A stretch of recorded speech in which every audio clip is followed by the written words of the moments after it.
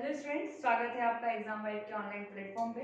मेरा नाम है ट्विंकल मालवीय और जैसा कि आपको पता है कि हम यूनिट 10 एलपीपीएससी प्रीटी यूनिट 10 है, उसमें आयोग से रिलेटेड एक सीरीज चला रहे हैं जिसमें आज हम जो पढ़ने वाले हैं वो है क्या, सतर्कता आयोग। ठीक है स्टूडेंट्स, लास्ट क्लास में हमने सूचना आयोग यानी कि इंफॉर्मेशन कमीशन को कंप्लीट किया था। आज जो हम पढ़ने वाले हैं वो है सतर्कता आयोग।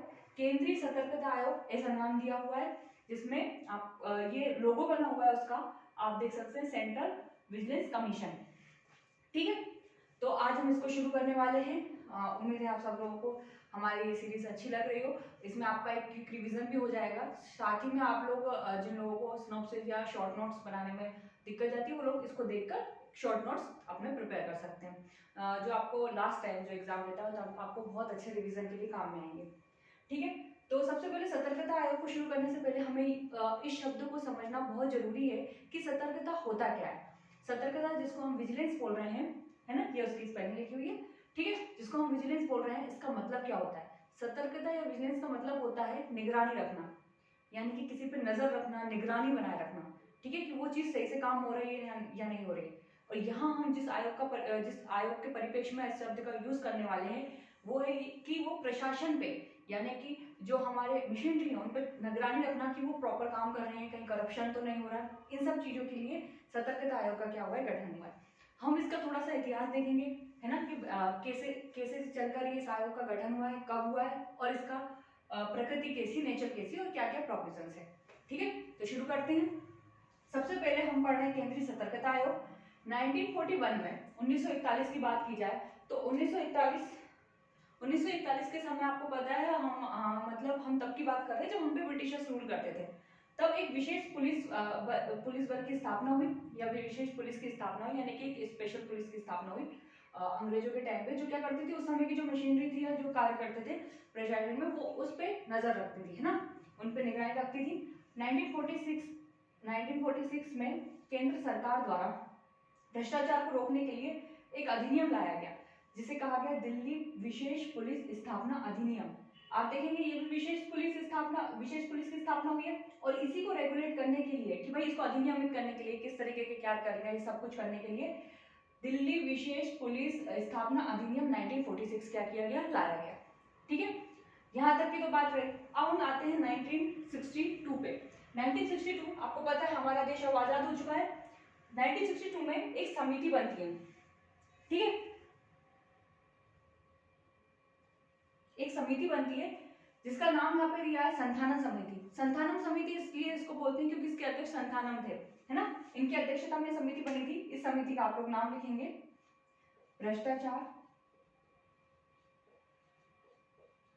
भ्रष्टाचार निवारण समिति। इस समिति का नाम क्या था, भ्रष्टाचार निवारण समिति, और संथानम इसके अध्यक्ष थे। तो इस समिति का नाम लिखा हुआ है, के संथानम इसके अध्यक्ष थे, तो इस समिति को नाम दिया गया क्या, संथानम समिति। संथानम समिति रिकमेंड करती है कि क्या हो, एक केंद्रीय सतर्कता आयोग हो और साथ ही में एक केंद्रीय अन्वेषण ब्यूरो, यानी कि जिसको आप सीबीआई के नाम से जानते हैं, है ना, सेंट्रल ब्यूरो ऑफ इन्वेस्टिगेशन, केंद्रीय अन्वेषण ब्यूरो की क्या हो, स्थापना हो।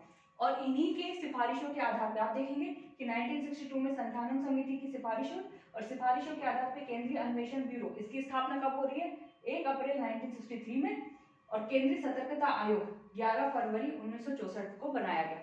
ठीक है, इनकी सिफारिशों बनाया गया। आपसे पूछा जा सकता है कि सतर्कता आयोग की स्थापना किस समिति की सिफारिश पर इसको की गई। ठीक है, अभी यहाँ पर तो आप देखेंगे कि गृह मंत्रालय क्यों लिखा हुआ है मैंने ये, क्योंकि ये कैसा निकाय था, ये जो एक ये जो संस्था बनी या फिर ये जो इंस्टीट्यूशन बना या ये जो बॉडी बनी हुई है सीबीआई, ये कैसी थी, ये एक कार्यकारी निकाय था, क्योंकि संविधान में तो इसका वर्णन है नहीं। और साथ ही में संथानम समिति की रिकमेंडेशन पर किसने इसका गठन किया है, गृह मंत्रालय के कार्यकारी आदेश द्वारा इसका गठन हुआ है। वैसे ही आप देखेंगे सतर्कता आयोग की भी स्थापना उस समय कैसे हुई थी, सरकार के जो केंद्र सरकार के कार्यकारी आदेश है ना, उसके द्वारा हुई थी। तो उस समय जब हम 1964 की बात कर रहे हैं तब केंद्रीय सतर्कता आयोग एक कैसा आयोग था, यह एक कार्यकारी निकाय था।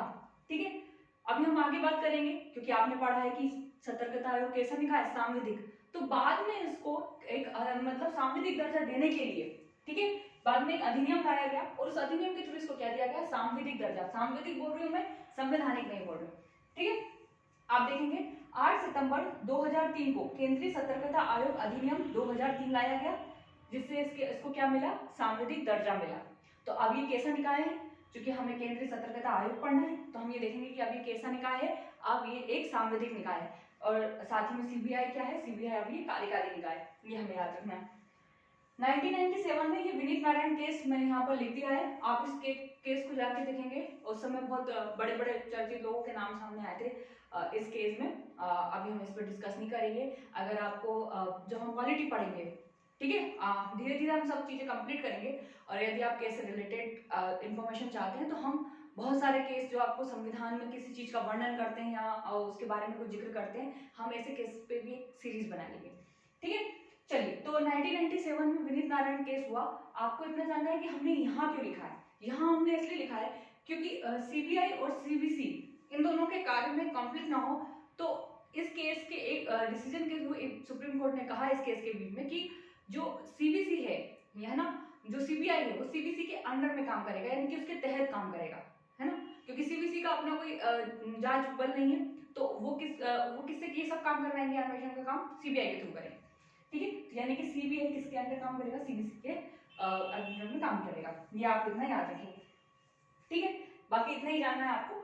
अब स्थापना हम सतर्कता आयोग की शुरुआत करते हैं। ये उसका लोगो है, ये एक आंख जैसा बना हुआ है, आपको दिख रहा है, निगरानी रखना, है ना, जैसे आप लोग समझ रहे होंगे निगरानी रखना किसी पे, ठीक। चलिए, इसकी स्थापना शुरू करते हैं। स्थापना होती है इसकी 11 फरवरी 1964 को, ये हमने बता दिया था आपको, 11 फरवरी 1964 स्टूडेंट्स स्थापना की डेट तो एटलीस्ट आप लोगों को ऐसा लगेगा, पर मैं आपको बोलूंगी कि कुछ डेट आप याद रखें ना रखें, स्थापना की रखें, क्योंकि पीसीएस डायरेक्ट क्वेश्चन पूछता है स्थापना से, ठीक है। तो एक क्वेश्चन नंबर आपको पक्का करना है, तो आप स्थापना की डेट तो याद रख ही रखें। चलिए, अब हम प्रगति देखें। सांविधिक कब, 2003 में, क्योंकि उससे पहले तो कैसा निकाय था, ये कार्यकारी निकाय था। तब ये आदेश पे, सरकार के आदेश पे इसकी स्थापना हुई थी, गृह मंत्रालय के एक आदेश पे इसकी स्थापना हुई थी। तो ये कैसा निकाय था, कार्यकारी। लेकिन 2003 में अधिनियम लाया तो ये कैसा निकाय हो गया, सांविधिक, ठीक है। तो 2003 मैंने साइड में लिख दिया। मुख्यालय कहाँ है इसका, नई दिल्ली में। प्रथम आयुक्त कौन थे, NS राव इसके प्रथम आयुक्त थे। वर्तमान आयुक्त PK श्रीवास्तव है, ठीक है। मैं जब भी अध्यक्षों की बात करती हूँ मैं एक बार उस डाटा को चेक करती हूँ, लेकिन हो सकता है कभी परिवर्तन आ जाए, तो आपको इसमें पैनिक नहीं होना। आपको वहीं पर मैंने आपको पहले ही बताया, थोड़ी सी जगह छोड़नी है, जब आप देख रहे हो वीडियो हो सकता है तब चेंज हो गया कुछ, ठीक है। मंत्रालय, कार्मिक मंत्रालय, कार्मिक मंत्रालय नोडल एजेंसी के रूप में काम करता है, पर आपको ये बात याद रखनी है कि ये कार्मिक मंत्रालय के प्रति उत्तरदायी नहीं है। उत्तरदायी किसके प्रति है, संसद के प्रति, ठीक है। ये अपने कार्यों के लिए किसके प्रति उत्तरदायी है, संसद के प्रति, इसलिए मैंने वो साइड में लिख दिया। अब हम आते हैं इसकी गठन और संरचना पे, ठीक है। तो अब धाराएं पढ़ेंगे हम। धारा 3 एक में लिखा हुआ है सीबीसी का गठन, यानी कि केंद्रीय सतर्कता आयोग का क्या किया जाएगा, गठन किया जाएगा। धारा 3(2) किसके द्वारा किया जाएगा, ये नहीं, आपको सिर्फ इतना याद रखना है, सीबीसी का गठन लिखा हुआ है, ठीक है।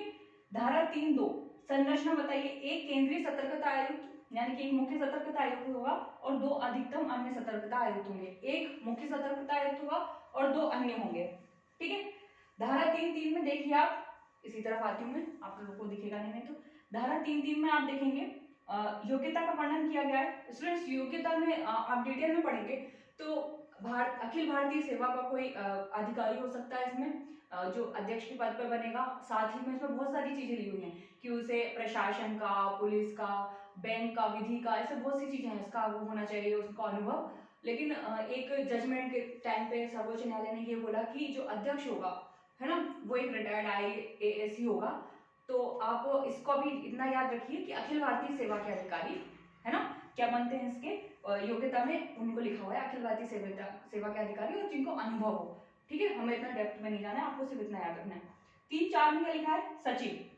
सचिव होगा, सचिव की नियुक्ति किसके द्वारा की जाएगी, केंद्र सरकार के द्वारा नियुक्ति की जाएगी। और 3(6) में मुख्यालय बताया हुआ है। मुख्यालय हम आपको पहले ही बता चुके हैं, नई दिल्ली में है, तो मुख्यालय कहाँ है, नई दिल्ली में, ठीक है। अब देखते हैं नियुक्ति, पदावधि और हटाना। धारा 4(1) में, धारा 4(1) में क्या लिखा हुआ है, इनकी नियुक्ति किसके द्वारा की जाएगी, राष्ट्रपति के द्वारा। पर राष्ट्रपति खुद से इनकी नियुक्ति नहीं करेंगे, फिर से वही बात, वो एक कमेटी की सिफारिश पे करेंगे। और उस कमेटी में कौन कौन से मेंबर होंगे, प्रधानमंत्री, गृह मंत्री और विपक्ष का नेता। स्टूडेंट्स, याद रखना है, हम कभी कभी कंफ्यूज हो जाते हैं, क्योंकि कुछ आयोग में हमने पढ़ा है कि प्रधानमंत्री और प्रधानमंत्री द्वारा नामित कोई कैबिनेट मंत्री और विपक्ष का नेता। लेकिन यहाँ पर साफ साफ दे दिया है क्या, प्रधानमंत्री और गृह मंत्री, यानी कि अब ये कंफ्यूजन नहीं है कि कौन मंत्री होगा, गृह मंत्री, ठीक है, और विपक्ष का नेता। यहीं पर हम थोड़ा सा कंफ्यूज होते हैं, ठीक। धारा 5 में क्या लिखा हुआ है, अध्यक्ष व सदस्यता इनकी पदावधि बताई हुई है, 4 वर्ष और 65 वर्ष। पुनर्नियुक्ति के ये पात्र नहीं होंगे, शपथ इनको राष्ट्रपति दिलाएंगे, त्याग पत्र इनको राष्ट्रपति देंगे। स्टूडेंट्स, कभी कभी कुछ चीजें कुछ आयोगों में आपने देखा है पुनर्नियुक्ति नहीं दी जाती या फिर कुछ चीजों पे रोक लगाई जाती है, जैसे इसमें भी लिखा है सेवानिवृत्ति के बाद वो कहीं पर भी लाभ का पद नहीं ले सकते, केंद्र और राज्य में सेवा नहीं दे सकते, ठीक है स्टूडेंट्स। तो ये इसलिए लिखा जाता है कि कभी ऐसा ना हो, क्योंकि भ्रष्टाचार जैसे एक बड़े मुद्दों को सामने लाना उसकी जिम्मेवारी उन पे, कहीं ऐसा ना हो कि इन्हीं को कोई करप्ट कर दे, जैसे कि इनको लालच दे दे कि भाई आपकी हाँ नियुक्ति कर दी जाएगी या ऐसा कर आपको ये फेवर मिलेगा, तो ये अपने कार्यों से भटकना है, इसलिए इस तरीके के प्रावधान किए जाते हैं, ठीक है। वेतन की बात कर लें, ये आपने देख लिया, शपथ इनको राष्ट्रपति दिलाएंगे, त्याग पत्र ये राष्ट्रपति को देंगे। धारा 5-7 में वेतन की बात की गई है। वेतन, अध्यक्ष को वेतन, यूपीएससी के अध्यक्ष, हमने यूनियन पब्लिक सर्विस कमीशन पढ़ा है, तो जो अध्यक्ष है यानी कि जो मुख्य सतर्कता आयुक्त है उसको वेतन किसके समान मिलेगा, यूपीएससी के अध्यक्ष के समान, और जो सदस्य है उनको वेतन कैसा मिलेगा, यूपीएससी के सदस्य के समान, ठीक है। धारा 6 में लिखा हुआ है हटाना। अब इनको हटाया कैसे जा सकता है, सेम वही चीज है जो हम पिछले आयत में पढ़ चुके हैं। इनको राष्ट्रपति द्वारा हटाया जाएगा। आधार क्या है, कदाचार और अक्षमता।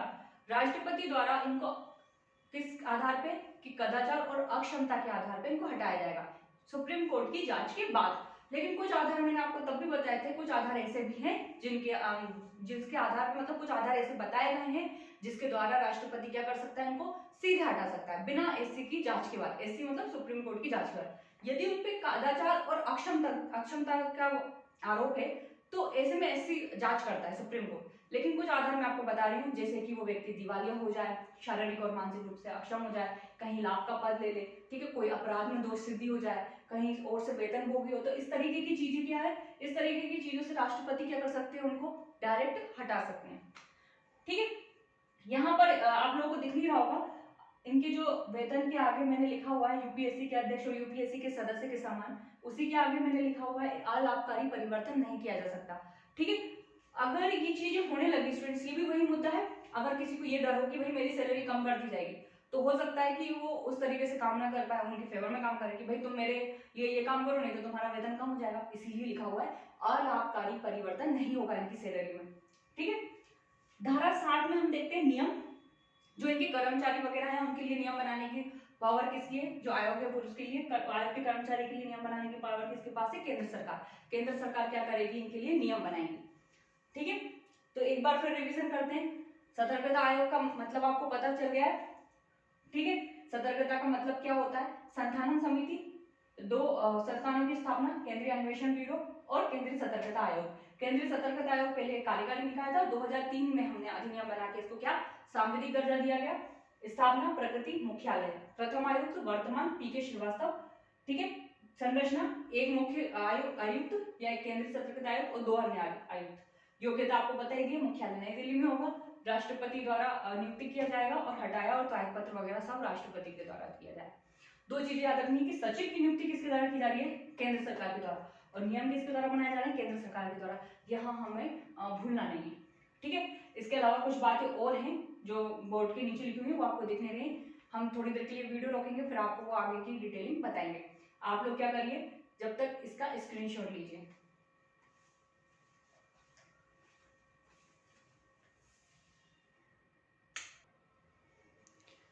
चलिए ठीक है स्टूडेंट्स, आप लोगों ने स्क्रीनशॉट ले लिया होगा। अब हम आगे बढ़ते हैं। आप देखेंगे कि हाँ मैंने कुछ धाराएं और लिख दी हैं। वैसे हम लोग आयोग की संरचना पदावधि बस इससे रिलेटेड धाराएं पढ़ते हैं, पर मैंने यहाँ पर कुछ धाराएं और लिख दी जो हमारे लिए जानने के लिए क्या है, जरूरी है। जैसे कि कौन सी, धारा 8। धारा 8 इनकी कार्य और शक्तियों के बारे में बताती है। स्टूडेंट्स यहीं पर हम एक बात कर लेते हैं, जैसे कि हमने पढ़ा है, आप लोगों ने भी पढ़ा होगा जो लोग पहले से तैयारी कर रहे हैं, भ्रष्टाचार निवारण अधिनियम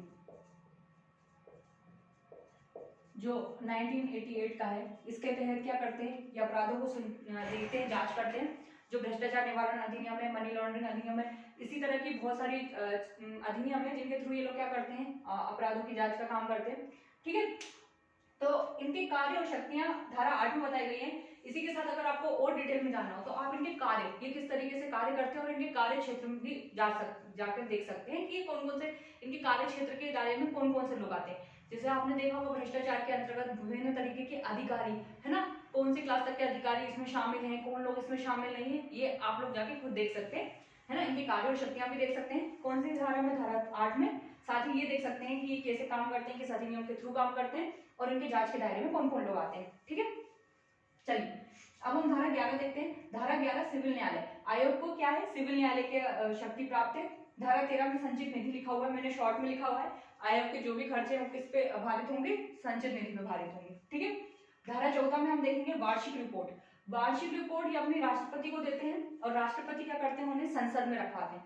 ठीक है, धारा 15 कर्मचारी सिविल सेवक होना, कर्मचारियों का सिविल सेवक होना, यानी कि कर्मचारी क्या होंगे, सिविल सेवक होंगे। जैसे हमने बताया था बहुत से आयोगों में मैंने आपको बताया हुआ है कि उनके सदस्यों को क्या समझा जाएगा, सिविल सेवक समझा जाएगा। ठीक है, अब जैसे हमने नीति आयोग में पढ़ा था, नीति आयोग के अन्य विभाग बटे हुए हैं। ठीक, ऐसे ही क्या है, सतर्कता आयोग के भी संगठन देखें तो 3 विभाग आते हैं इसके अंतर्गत। एक है सचिवालय होता है इनका, है ना, दूसरा है मुख्य तकनीकी परीक्षण खंड और तीसरा है विभागीय जांच आयुक्त। ठीक है, ये 3 तरह के विभाग होते हैं जिससे मिलकर इनका एक पूरा संगठन बनता है। ठीक, बस एक बात और रह गई है इसी जो हम सतर्कता आयोग पढ़ रहे हैं कि इनके कार्य और कार्य क्षेत्र वो आप जाके पढ़ेंगे, क्योंकि वैसे कोई पूछेगा नहीं, लेकिन हमारे नॉलेज के लिए बहुत जरूरी है कि कौन कौन इनके दायरे में नहीं आता है। ठीक है, और आप लोग चाहें तो इसी के साथ जो लोकायुक्त अधिनियम है या विसर्जन अधिनियम है उसको भी थोड़ा सा पढ़ें, क्योंकि क्या होता है इनके कार्यों में थोड़ा सा मिसमैच होता है हमको कभी कभी पढ़ते टाइम। तो आप लोग एक बार पूरा रीडिंग करिए और इसके बाद क्या करिए, इसके सिनॉप्सिस बना के इसको याद करिए। बाकी मैंने इतना बता दिया, इतना सफिशिएंट है आप लोगों के लिए। चलिए, तो उम्मीद है ये क्लास आपको पसंद आई हो। और रही बात केसेस की, तो हम पॉलिटी पढ़ते पढ़ते बीच में कभी कभी केसेस पढ़ा करेंगे। ठीक है, और आपको हमारी क्लास कैसी लग रही है आप लोग कमेंट करिए, है ना, लाइक करें, शेयर करें, सब्सक्राइब करें, मैं हर वीडियो में बोलती हूँ। चलिए, तो यही आज की क्लास यहीं खत्म करते हैं। Thank you.